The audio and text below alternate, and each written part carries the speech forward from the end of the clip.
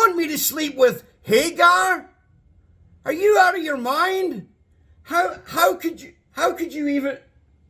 All right, if you insist, but I'm only doing it for the cause. I'm only doing it to help God out.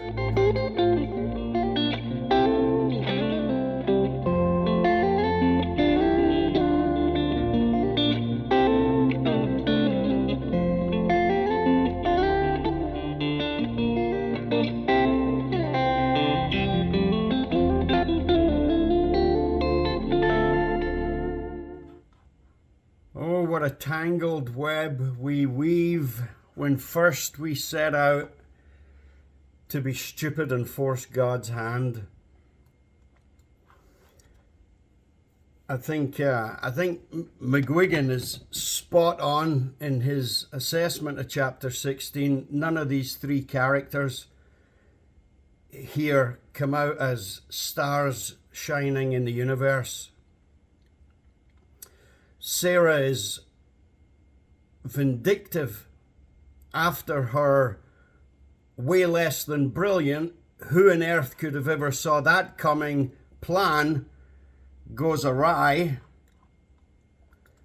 Abraham, who had previously been wrestling budding little empires to the ground, and who had already proven himself capable of finding the integrity and the fortitude to refuse Sodom's gold, thereby waiting patiently and faithfully for God, now becomes henpecked and subsequently callous toward the woman who is carrying his child.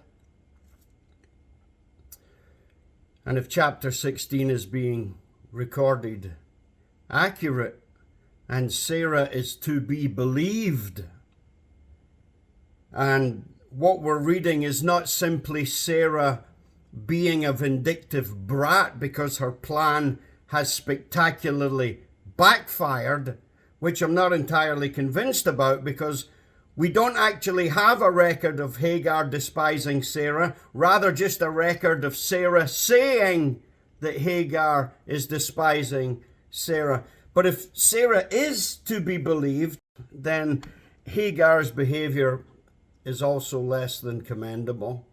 And I suppose it isn't as though it's out with the realms of human sinfulness for Hagar to adopt a swagger once she knows that she's pregnant, and then to flaunt it in front of Sarah.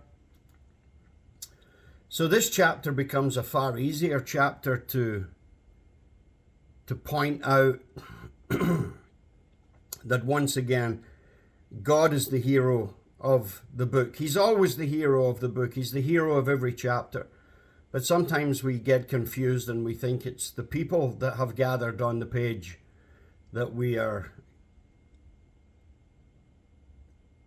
being drawn to admire and praise.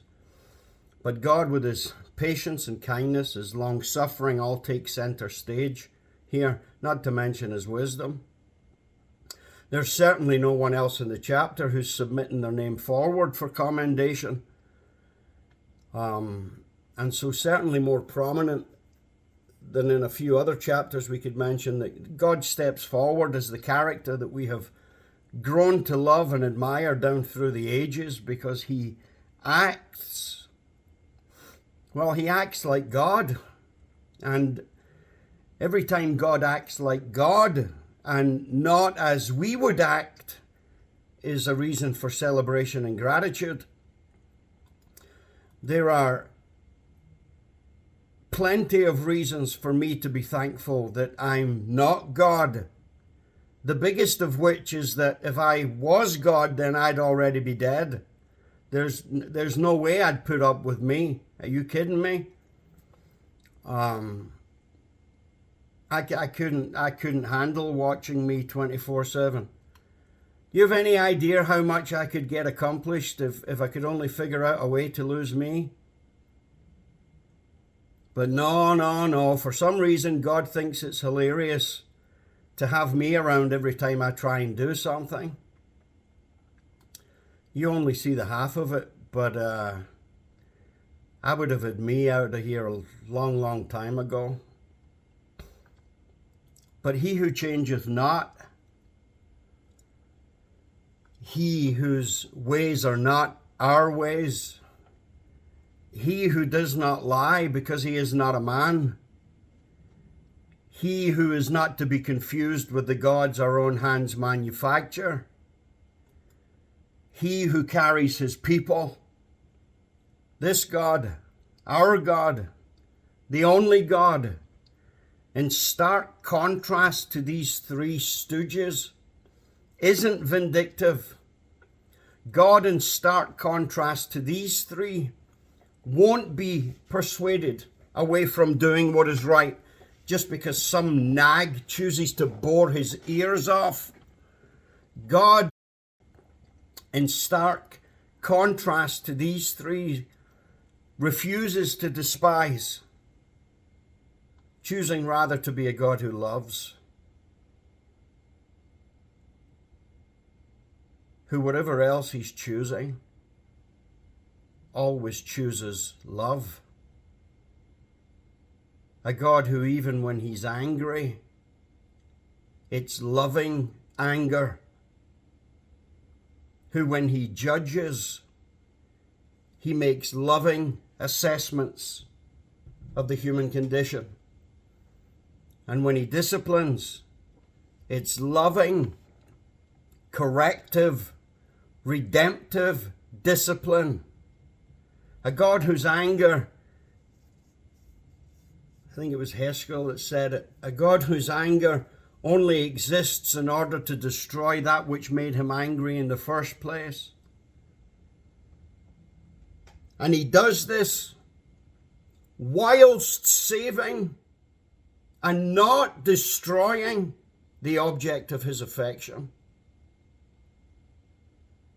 who manages to display his wrath whilst saving the very child who is in need of the discipline.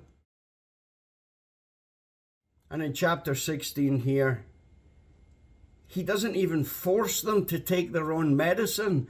That would have been chapter 1 in my book, How to Handle the Three Stooges of chapter 16. Ram it down their throat.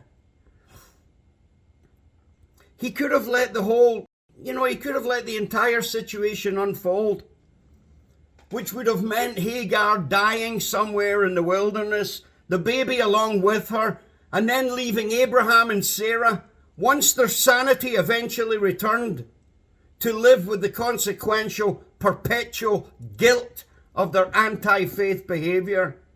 He spares them all from that. Why? I don't know, except to say that he's God and he's not a man. There's no doubt in my mind that Abraham Phariseed himself, lawyered himself into the argument by thinking, well, God did say that the child would come from my body. I can't remember him specifically mentioning Sarah.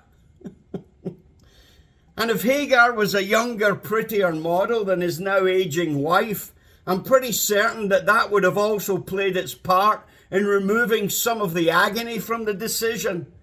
You want me to sleep with Hagar? Are you out of your mind? How could you even? All right, if you insist, but I'm only doing it for the cause. I'm only doing it to help God out. So we'll certainly take the time to notice that God's man here is not as wonderful as his good days propose him to be. But we'll do it whilst remembering that neither is he as evil as his worst moments suggest. Abraham's great walk of faith in the end shall resemble yours and mine. He'll have good days and he'll have bad days. He'll have moments of profound clarity and moments of sobering confusion. There will be moments of monumental faith and moments of fickleness. Just like us, when there are moments when we would swear up and down that we feel his abiding presence, that he's almost tangible. And then we have other moments where we're left wondering if he's forgotten all about us.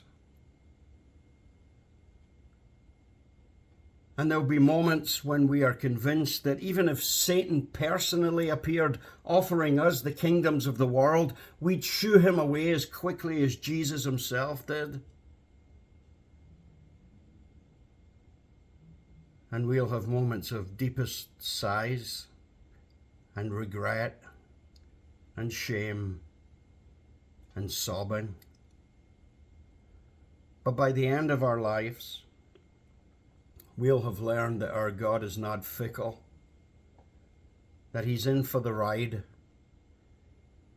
that when he comes to stay, and when he makes promises, he means them and means to see them through, so that even if we be faithless, he never will, for he cannot disown himself. He is who he is. Now, likely we briefly mentioned it last week. If it is entertaining or thrilling or comforting or why ever we do it, we can worry about our eternity if we want to. We can even doubt that God will do what he said he'll do. Makes no difference. None. God keeps his promises, regardless about what you feel on the situation. In other words, your feeling of being not saved is not going to condemn you any more than your feeling of being saved is going to save you. Frankly, what we think about it and how we feel about it matters not a jot. Our God keeps his promises. Period.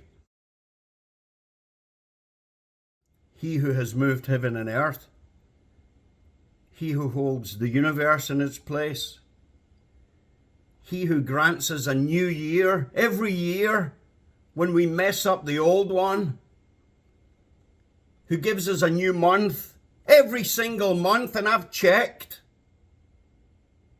A new month every month for those who enjoy messing up their year about 12 times per year. Every 7 days gives us a new week for those of us who are expert in mess up. And every 24 hours gives us a new day for the I'll never do that again crew. He who delights in showing mercy, as Micah insists that he does. He who can certainly be more forgiving than us. And if that's true, well, that means he can at least forgive more than 7 times 70 in a single day. I've had bad days. I don't think I've ever even nearly approached that with God. Surely he isn't expecting us to be more merciful than he is. He who finds unimaginable beauty within a contrite spirit. He who can listen through the fog and pick up the harmonics of a broken heart. He who spares bruised reeds and smouldering wicks. He who spared not even his own son is not about to give up on us because of our momentary, often little more than silliness, collapses in judgment. He will do what he has promised us, and we will not stop him And chapter 16 is here to remind us of it. Even collectively, with all our sin combined, we are not enough to dissuade him. Before he took one step out of heaven, before he ventured 1 yard toward that cross, and before he placed a single foot on Golgotha, he knew all about your sin. And he came anyway. And when we come to our senses, remembering that we have nowhere else to go, for only he has the words of life, and we scramble our way back to him, what is it we find every time?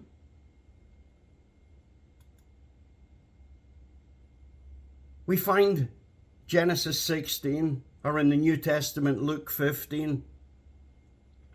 We find, to our great relief, a Father who is not like us at all. We find the God of Luke 15 who has been sweeping desperately in order to find us, who's been scouring the countryside, zeroing in on our pitiful bleating, and a Father who's been scanning the horizon, whilst insisting that no one in that house touches the fatted calf. Not yet. And when we get there, like the prodigal, what do we find? What do we find with God? We find the same thing we find here in chapter 16. No lectures. No I told you so's.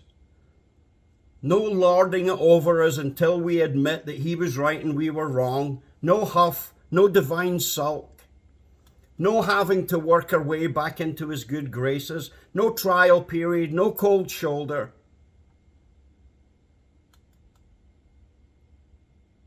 I've never met a father like that.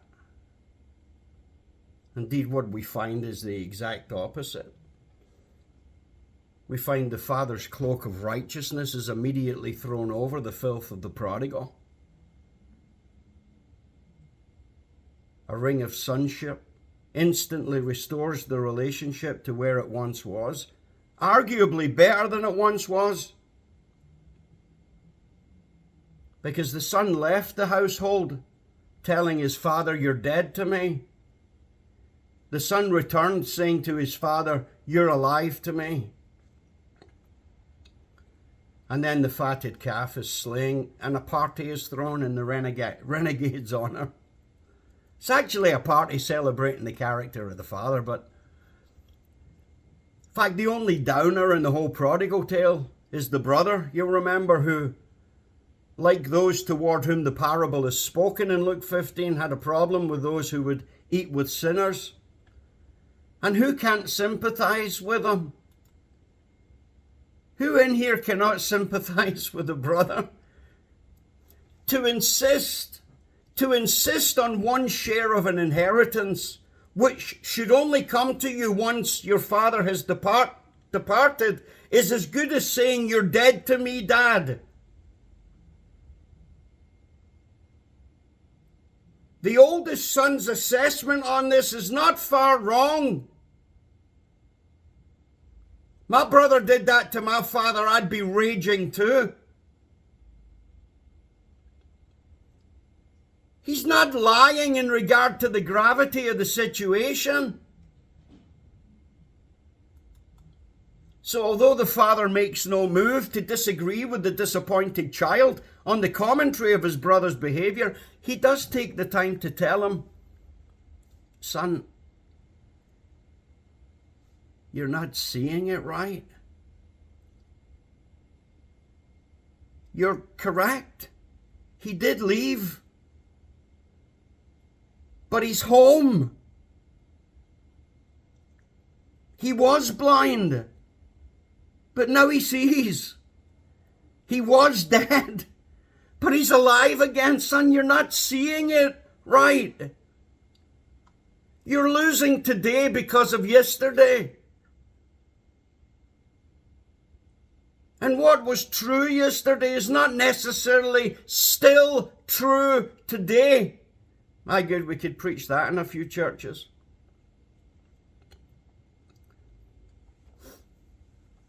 most displeasing in God's sight, as you already know, are those who, after receiving his grace, go on to throttle the life out of people who are in our debt, which is precisely what Sarah's been up to. Or has she forgotten the blessing upon blessing upon blessing that she's already received, and the forgiveness and the grace and the mercy that's came her way, that she now nags Abraham to get rid of her?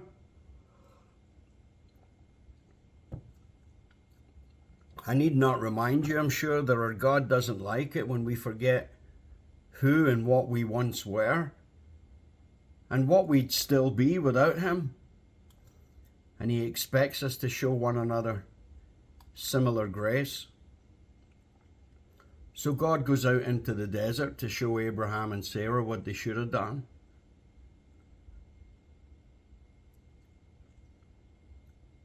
Because when the three stooges of chapter 16 conspire to change or alter God's plan, it's not happening. God forbids it. He who changeth not, changeth not. So God gets to work with these three, and he does so in such a glorious manner that it confirms to us again that we've placed our lives on the right horse. Arguably, he's the one being cast aside here. God. He's the one being tossed. He's the one who, after everything he's already done, everything he's already promised, is being tossed to the curb as though he's an old man who needs help crossing the road. Need a help with your promise there, old man? Allow us. With our visionaries. If anyone has a right here to feel abandoned or despised, it's God. And yet, what do we see? We find him chasing after and finding Hagar and resolving the situation at hand. And how does he do it? He tells Hagar to submit. He tells the wrong and injured party to submit to Sarah. An idea so crazy, it's a wonder that Hagar goes for it. But that she did agree to it is to her credit, and as far as I can see, casts no little doubt over Sarah's earlier assessment of her. In fact, it's Hagar's response to God that makes me question whether or not Sarah was telling the whole truth. But submission, I want you to go back and submit to Sarah. Submission, I've noticed, has become such an ugly word these days, even for Christians. And for the life of me, I can't figure out why. Well, I can. I do know why. What I can't figure out is how or why we let these people who are trying to convince us that submission is ungodly, how or why we let them get away with it in the first place. It's beyond me, especially as there are few things in Scripture portrayed in a more positive or stronger or nobler light. In Philippians chapter 2, Paul paints a picture of a young man Christians claim to love more than they love himself. A young man who submitted his own deity, considered it not something to be exploited, submitted it and became a man. And then the man, once he was a man, submitted. In fact, when recounting the gospel story, John tells us that submission to his mother is what resulted in the first miraculous thing he ever did. Then we have 3.5 years of a life lived specifically for others. He would end up submitting his life as a ransom for many. And that meant submitting to the local thugs that led to him submitting to death even death on a cross. So how could God be so sure he was offering Hagar the best advice? Because it was the very means by which he was saving the world. She couldn't align with him anymore. Oh, the stupidity of the three amigos here will have consequences. It's from Ishmael that Islam is born. The son born out of stupidity will end up living a life of stupidity. He'll lift his hand against others and receive the same, with everyone's hand being lifted against him. The prophecy here is stunning. We get to look at it in hindsight and think, yeah, you weren't wrong, God, were you? So for Hagar, the godly advice is one of submission, to be like Jesus. Submit. And it's advice, as you know, that often fell from the lips of Jesus. Someone forces you to go 1 mile, go 2.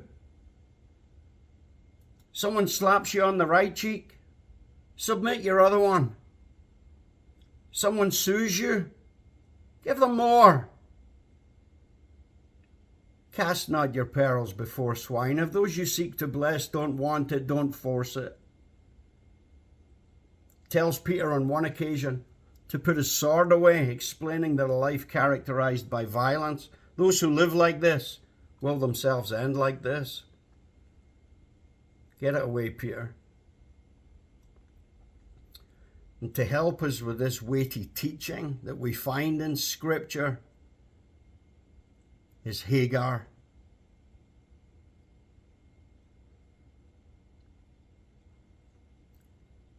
She now lives in a world where God sees. It seems to me that we could find a whole lot of peace with so many injustices by reassuring ourselves that our God doesn't miss things.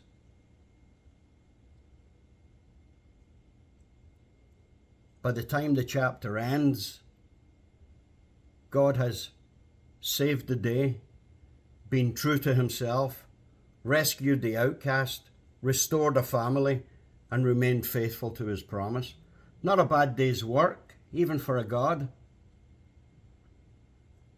So as the old song goes, there is no power can conquer you while God is on your side.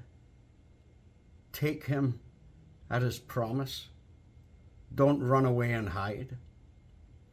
It is no secret what God can do. What he's done for others, he'll do for you. With arms wide open, he'll pardon you. It is no secret what God can do. Thoughts, comments, questions?